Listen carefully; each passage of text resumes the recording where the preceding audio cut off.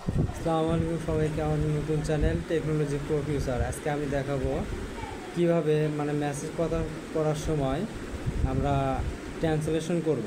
বাংলা লিখবো, ইংলিশ হয়ে চলে যাবে, আবার ইংলিশ লিখবো, বাংলা হবে, যে কোনো ভাষায় ট্রান্সলেশন করতে পারবো। প্রথমে আমরা প্লে স্টোরে চলে যাব।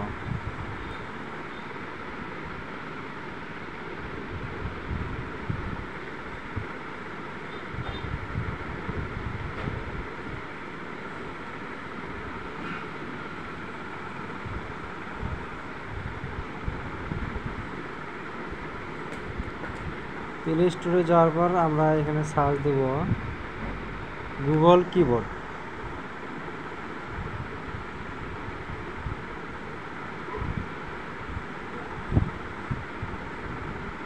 গুগল কিবোর্ড এটা আসার পরে এই যে এখানে আপডেট চাইছে, আমরা এটা অটোমেটিকলি আপডেট দিয়ে দেব।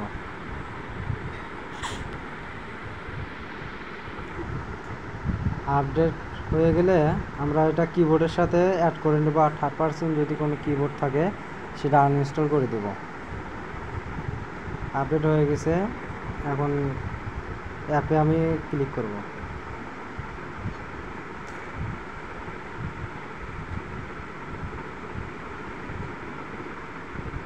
আপডেট নিতে একটু সময় নিচ্ছে।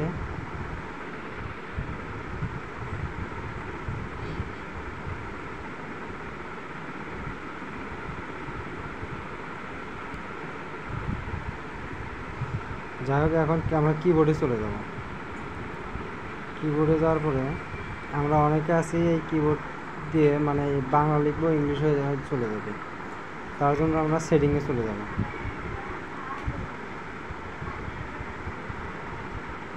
সরি, আমরা ব্যাক দিই। এখানে যে 4টে ডট আছে, 4টে ডট আমরা চাপ দেব। 4টে ডটে চাপ দেওয়ার পরে এখানে যে ট্রান্সলেশন লেখা, এটা নিচে থাকবে, এটা উপরে নিয়ে দেওয়া লাগবে, রাখা লাগবে। এইখানে বা এখানে যে কোনো এক জায়গায় আমরা রাখতে পারবো। এখানে রাখলাম। এখানে রাখার পরে আমরা মেসেজে চলে যাই। তার আগে মেসেজে যাওয়ার আগে এটাতে ক্লিক দিতে হবে, নাহলে ট্রান্সলেশন হবে না। আমরা এটা ক্লিক দিলাম, এখন বাংলা লিখব।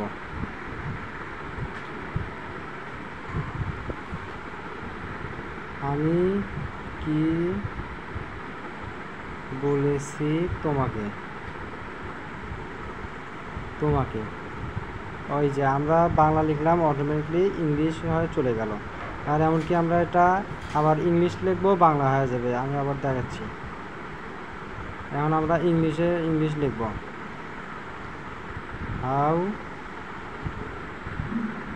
আর ইউ, ইউ। এই যে আমি ইংলিশ লিখছি, বাংলা হয়ে গেছে।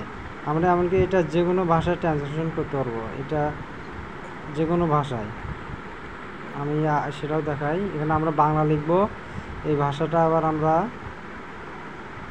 আরবিতে লিখতে পারবো, বা যে কোনো ভাষায়, এই ইন্দোনেশীয় একটা ভাষা আমরা কনভার্ট করব, যা ট্রান্সলেশন হয়ে যাবে।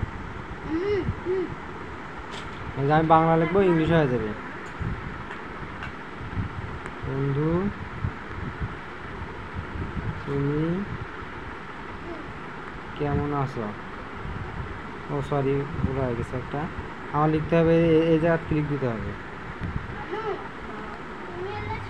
আমি লিখতেছি, বন্ধু তুমি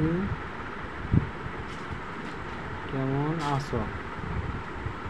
এই যে আমরা বাংলা লিখলাম, ইন্দোনেশীয় ভাষায় হয়ে গেল।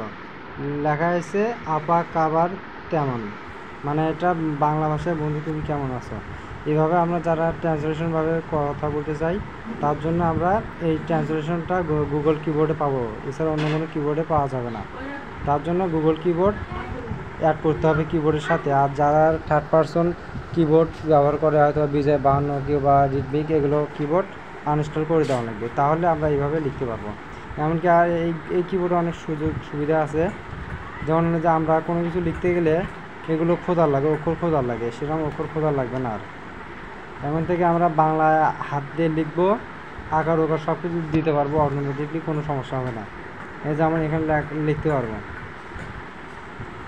এখানে নিজে হাতে লেখা যাবে, লেখা যাবে। দেখছেন আমি এই যে লিখলাম অটোমেটিকলি হয়ে গেল।